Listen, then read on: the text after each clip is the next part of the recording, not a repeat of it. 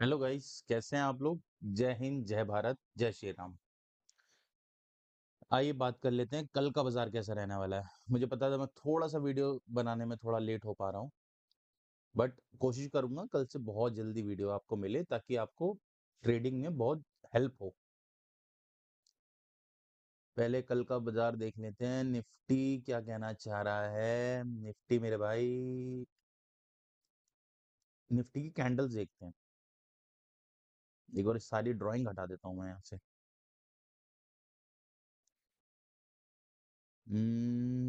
जिस हिसाब से अभी गिफ्ट निफ्टी दिखा रहा है ना, कल 100-150 पॉइंट का गैप अप जरूर होगा।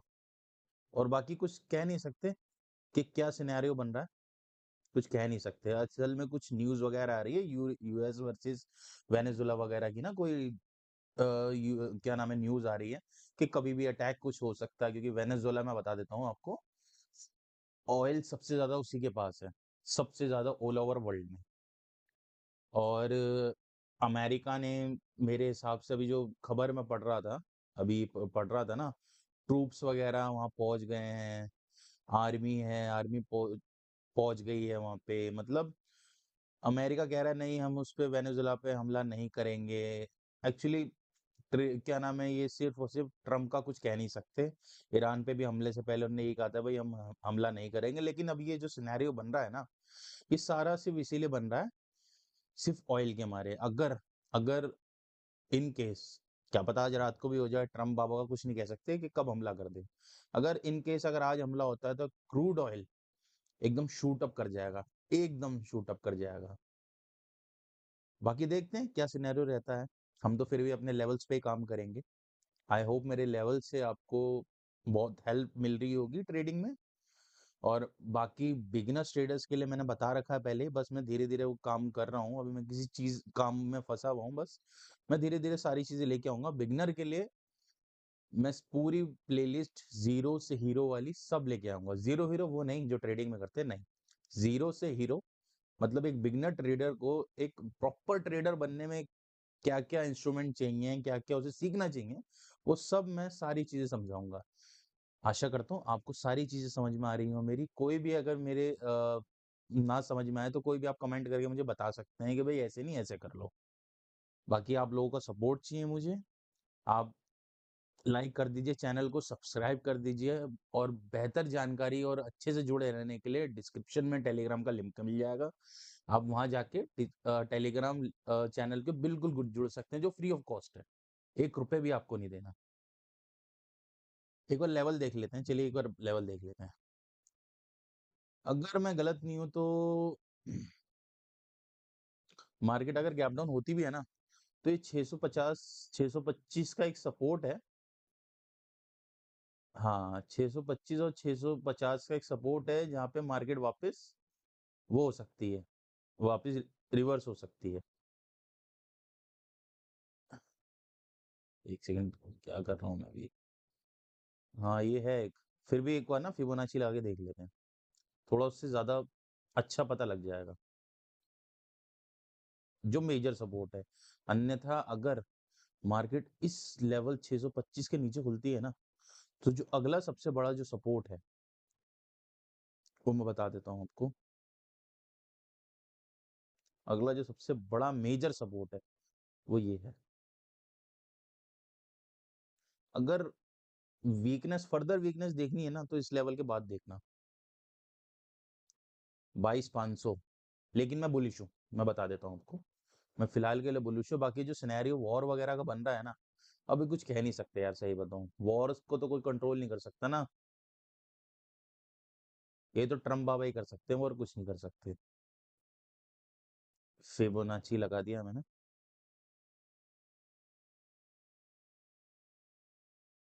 फिबोनाची बहुत हेल्प करेगा अगर आप लोग ढंग से समझे ना, बिगनर ट्रेडर अगर ढंग से समझे। मैं सारी चीज समझाऊंगा। इस 0.5 का लेवल बहुत बहुत बढ़िया वर्क करता है, बहुत बढ़िया। मैं फिर बता देता हूँ, मैंने पहले भी बताया था। इस लेवल से ना 838 और 713, 25,838 और 25,713 के बीच में अगर मार्केट कहीं खुलता है, गैप डाउन ना होके गैप अप हो जाए, छोटा सा गैप अप हो जाए, तो इन नो ट्रेडिंग जोन है। मैं फिर बता देता हूँ, इस 0.5 के लेवल के ऊपर एक छोटा-सा पुल बैक जब तक आता नहीं है ना, जब तक आप कोई भी ट्रेड मत करना। 25,713 के नीचे अगर गैप डाउन होता है और 625 के आसपास या 650 के आसपास होता है, तो पहले कैंडल्स देखते हैं, किस हिसाब से क्या कैंडल है, बायर का क्या दबदबा है या नहीं है। एक बार वो देखते हैं, फिर उसके बाद पता लगेगा। फिर भी अगर मैं बता देता हूँ, अगर ये बाय चांस 25,500 पे खुलता है, तो यहाँ एक रिवर्सल ट्रेड अच्छी खासी बन सकती है, मैं आपको बताऊँ। बाकी एक बार कल लेवल्स पे ध्यान देंगे, लेकिन इसके और इसके बीच में तो नो ट्रेडिंग ज़ोन है, आपको कहीं भी ट्रेड ही नहीं करना है इसमें, मैं साफ बताऊँ। देख लेते हैं गैप डाउन एक बार कितना बड़ा होता है, बाकी निफ्टी और सेंसेक्स का सिनेरियो बिल्कुल सेम है, कुछ भी नहीं है। बैंक निफ्टी देख लेते हैं एक बार।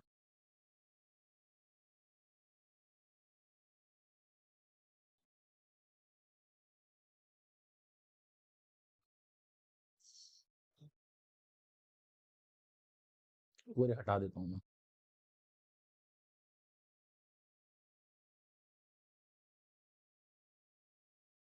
बैंक निफ्टी में आपको बता दूं, बैंक निफ्टी अभी यहाँ तक आ सकता है। एक सेकेंड, यहाँ से अभी अभी अपने उस पे ही है। अगर बाई चांस यहाँ से गैप डाउन भी खुलता है ना, मेरे हिसाब से बस इतना ही है, यहाँ से आप रिवर्सल ट्रेड ले सकते हो। 57,000 से 57,000 से एक रिवर्सल ट्रेड बन सकता है। बाकी देखते हैं कितना गैप डाउन होता है। बहुत मेजर सपोर्ट अगर देखा जाए तो इसका यही है फिलहाल।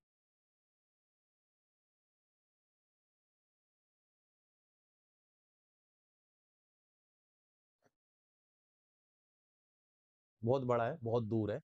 तो बैंक निफ्टी में देख लेते हैं। मैं बैंक निफ्टी में अगर जो फ्रेश हाई होगा, वो इसके बाद ही बनेगा बाइंग की ट्रेड है। उसके बीच में नो ट्रेडिंग जोन ही समझना, साइडवेज ही है और कुछ भी नहीं है। जो पोजिशनल और डायरेक्शनल प्लेयर है ना, या तो 57,000 के नीचे जाएगा, या फिर 58,600 से ऊपर ही फ्रेश बाइंग बनेगी। बाकी गोल्ड देख लेते हैं।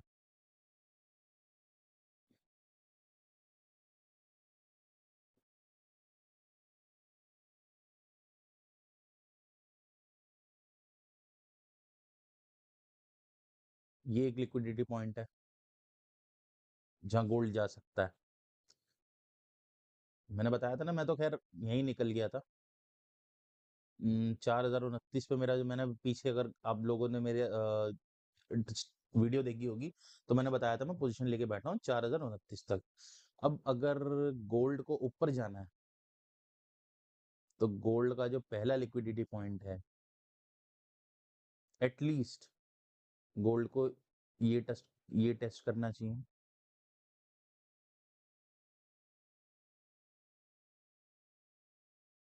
अगर गोल्ड ने ये हाई पार करा 4,046, तो पहला पहुंचेगा यहाँ पे 41, और फिर 41,60।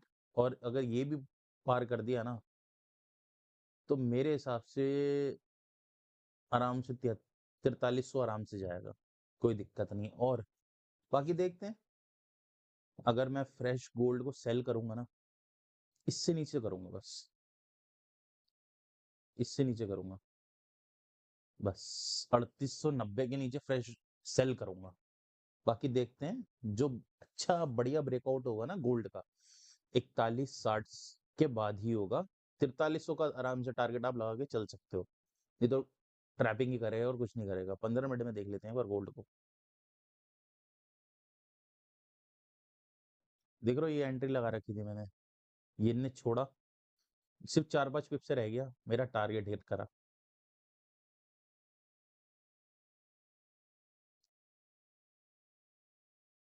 और इथेरियम देख लेते हैं एक बार, इथेरियम कहाँ पर है। ETH। मैं बिटकॉइन नहीं बता रहा, बिटकॉइन इथेरियम सब सेम ही है, कुछ भी नहीं है।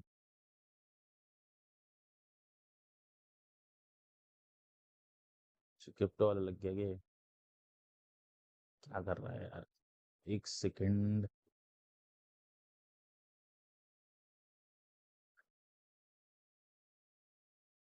ETH,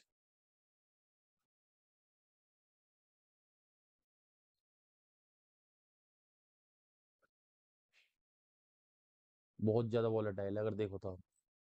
देखो जरा, ये हटा देता हूँ मैं एक सेकंड। पोजीशन लेके बैठा हूँ इसमें 3825 से।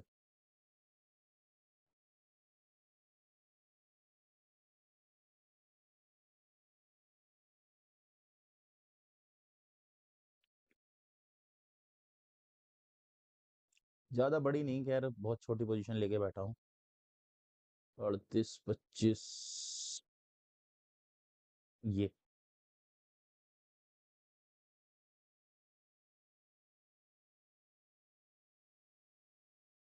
और मैंने स्टॉप लॉस डाला बस इसके नीचे का।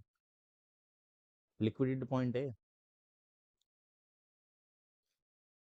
लेकिन मैंने जो टारगेट रखा है उससे सिर्फ इतना रखा है, इसके दूसरे लिक्विडिटी पॉइंट तक। बस, बस इससे ज्यादा नहीं रखा मैंने।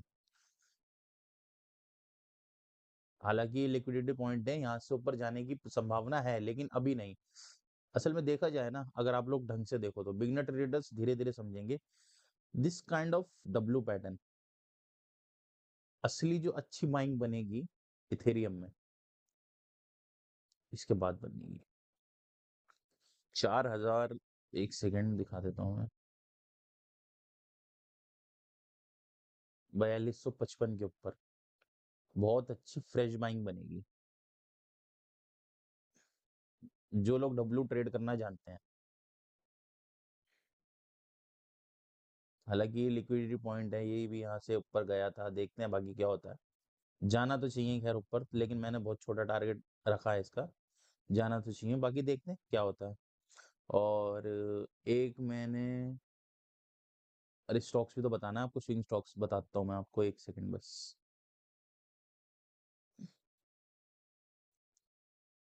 इथेरियम हो गया, गोल्ड हो गया, और यूएस ऑयल भी बताऊँ।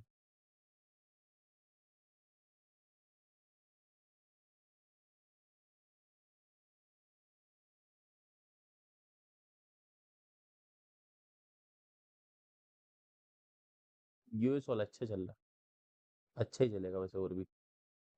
एक सपोर्ट है, मार्केट ने लिक्विडिटी अपनी स्वीप करी है। 1 टैप, 2 टैप, 3 टैप। मार्केट को एटलीस्ट इस जोन को पार करना पड़ेगा अच्छे बाइंग जोन के लिए, लेकिन मार्केट यहाँ तक आने का ट्राई कर सकता है। वैसे एक लिक्विडिटी यहाँ भी पेंडिंग है, ये लिक्विडिटी है पेंडिंग।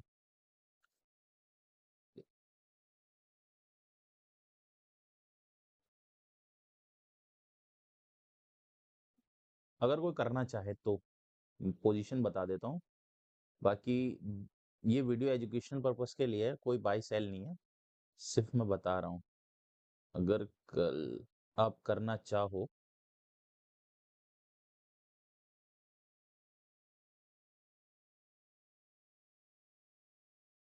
बहुत छोटा स्टॉप लॉस है, बहुत छोटा, यहाँ तक कर सकते हो आप। बस इसके ऊपर खुलने देना, और फिर यहाँ तक का टारगेट रख सकते हो 66 का। ये अच्छा टारगेट बन जाएगा, और अगर इससे ऊपर निकला तो फिर तो ऊपर जाएगा ही ये। बाकी एक पोजीशन और है जो मैं लेके बैठा हूँ, मैं दिखाता हूँ आपको।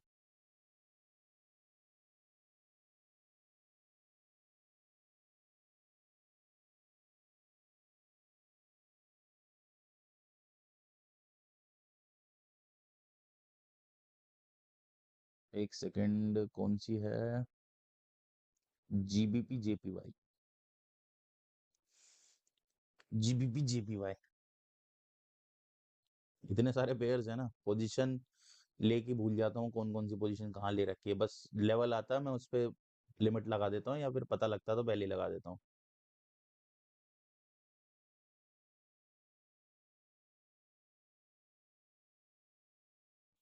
ये भी ली थी मैंने, जीबीपी जेपीवाई का एक वो लिया था ट्रेड, यहीं से लिया था। ऑलमोस्ट मेरे टारगेट तक गया है। ये हटा देता हूँ पहले तो मैं। मैंने टारगेट वो कहाँ से लिया है, एक सेकंड में दिखाता हूँ आपको।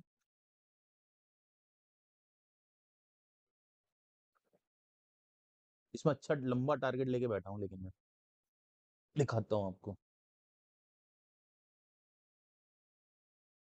202, 401।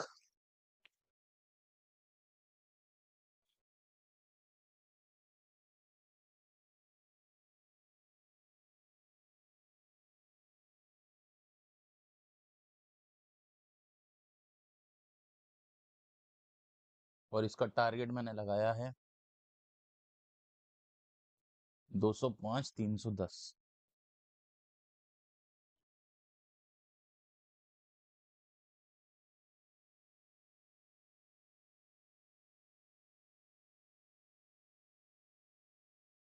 बस ये टारगेट लगाया आपने इसमें। और स्टॉप लॉस बहुत छोटा है मेरा, बस।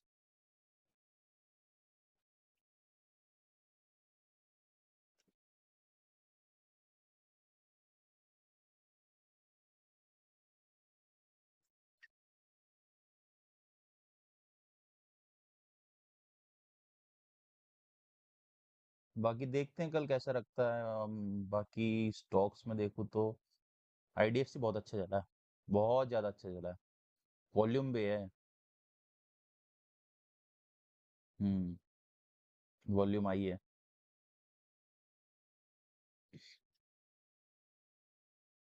आईडीएफसी देख सकते हैं, कैनरा बैंक देख सकते हैं। कैनरा बैंक कहाँ है, एक बार देखें, एक बार कैनरा बैंक कहाँ पर है।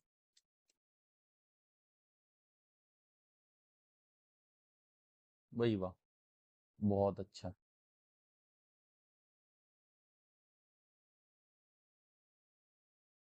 कैनरा बैंक बहुत अच्छा मूव करा। देखो मैंने कब दिया था, 128 से और 138। 128 के ऊपर ही बाइंग बोली थी मैंने। जो मेरे मेंबर्स है ना, उन्हें मैंने बोली थी 128 के ऊपर ही बाय करना है। 128 के ऊपर ऑर्डर लगा लो, देख लो। ऑलमोस्ट ऑलमोस्ट ऑलमोस्ट 10 रुपए दे चुका है। बहुत छोटा स्टॉक है, लेकिन अच्छा है भाई। टारगेट तो मैं इसका 163 तक का है। देखते हैं बाकी क्या होता है। एमआरपीएल दिया था मैंने अपने इसमें टेलीग्राम ग्रुप में। बहुत अच्छा स्टॉक है, जो बहुत अच्छा चल भी रहा है।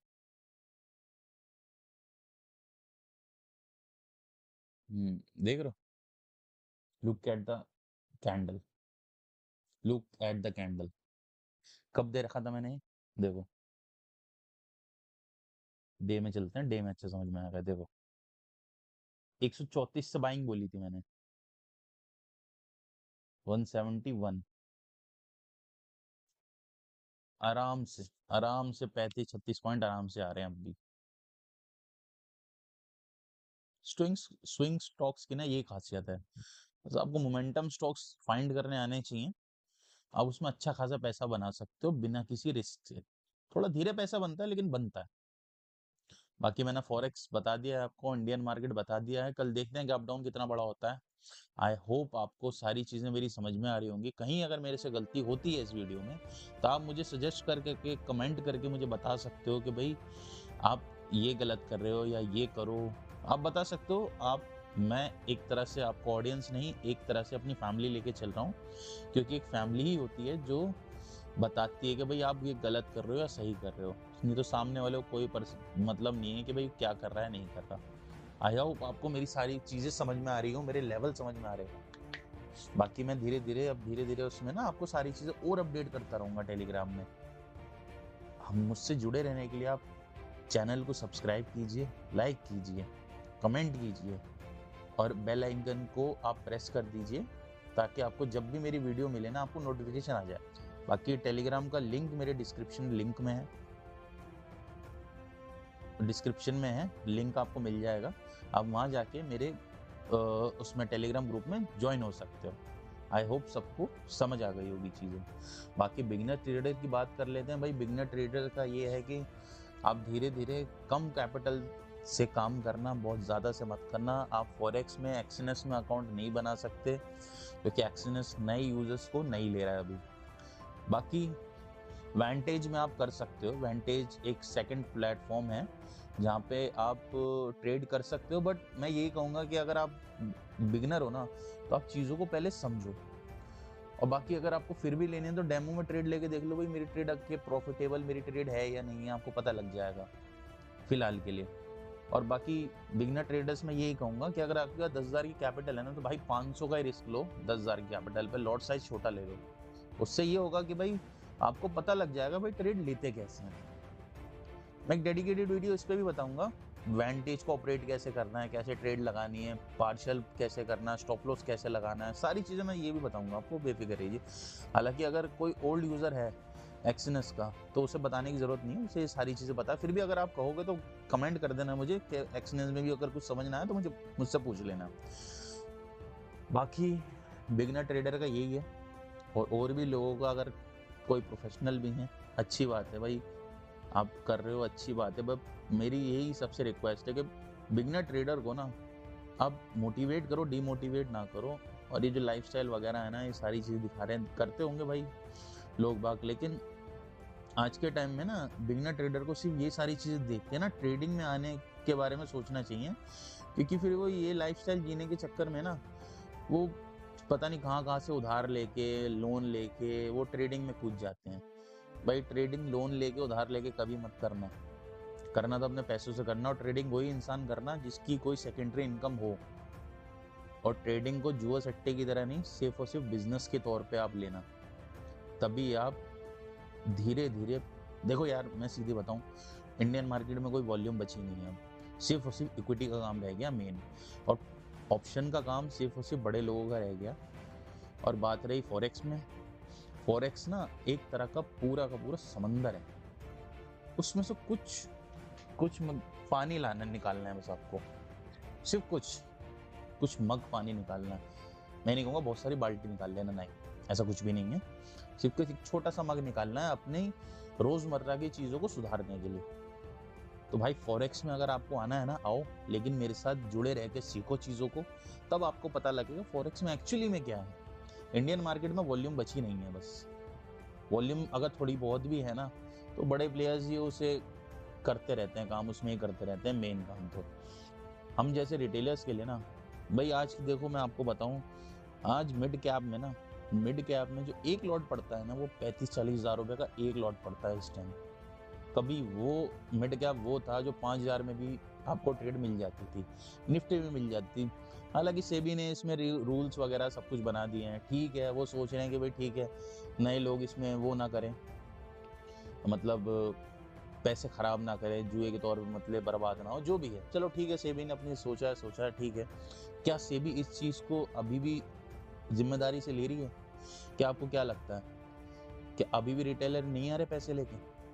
आ रहे हैं, लॉस कर रहे हैं। बस उनका माइंडसेट ये है कि ऑप्शन में ही पैसा है। नहीं, इक्विटी में पैसा है, थोड़ा धीरे है लेकिन है। आप स्टॉक्स के ऑप्शंस में काम करो ना यार, जिसकी मंथली एक्सपायरी होती है। वहाँ वीकली एक्सपायरी नहीं है, कुछ नहीं है यार। बैंक निफ्टी देख लो, आप ऑप्शंस में काम करोगे। अब बैंक निफ्टी में ऑप्शंस में काम करो, अब पहले तो डायरेक्शन ही फाइंड करना देख लो ना, डायरेक्शन ही फाइंड नहीं हो पाएगी उसमें यार। निफ्टी में देख लो, एक दिन ऊपर एक दिन नीचे, एक दिन ऊपर एक दिन नीचे।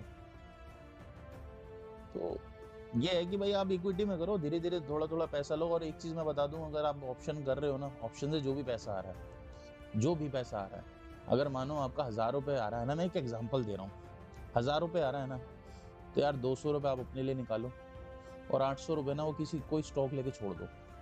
ऐसे अपनी वेल्थ क्रिएशन करो।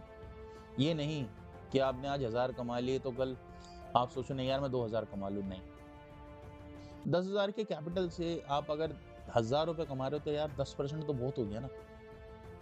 तो बिगिनर ट्रेडर का माइंडसेट यूं खराब होता है कि यार 10% है तो महीने का तो 300% हो गया। मतलब सोचेगा बिगिनर ट्रेडर, सैटरडे संडे छुट्टी है या फिर कोई नेशनल हॉलीडे है तो बिगिनर ट्रेडर का ना यहाँ माइंडसेट खराब हो जाता है। 10,000 के कैपिटल पे 10% बहुत बड़ी बात है, बहुत ज्यादा बड़ी। आप ये सोचो कि अगर आपके पास अच्छा खासा कैपिटल है ना, तो 2-3-4% लेके निकल जाओ, बहुत है, मोर देन इनफ है। बस बिगिनर ट्रेडर का ना माइंडसेट खराब हो जाता है यहाँ पर आके। यार मैं तो 1,000 रुपये रोज कमाऊंगा। 1,000 रुपये रोज कमाना मार्केट से बहुत बड़ी बात भी नहीं है और बहुत हल्की बात भी नहीं है। तो माइंडसेट ऐसा बनाओ कि यार मुझे ना अपनी कैपिटल बचानी है, क्योंकि अगर आपके पास लड़ाई में चलाने के लिए शस्त्र ही नहीं होंगे ना, तो लड़ाई आपके लिए बेकार है। शस्त्र रखो ना यार लड़ाई में चलाने के लिए, तभी तो आप सामने वाले पे वार कर पाओगे। भाई अगर आप पैसे कमा रहे हो तो कोई गवा भी तो रहा हो ना दूसरी तरफ। तो अगर आप ये बहुत मुश्किल बात है, और बहुत एक्सपीरियंस ट्रेडर के लिए तो आसान बात है। ऐसी बात नहीं है एक्सपीरियंस ट्रेडर गवाते नहीं, गवाते हैं वहाँ पे।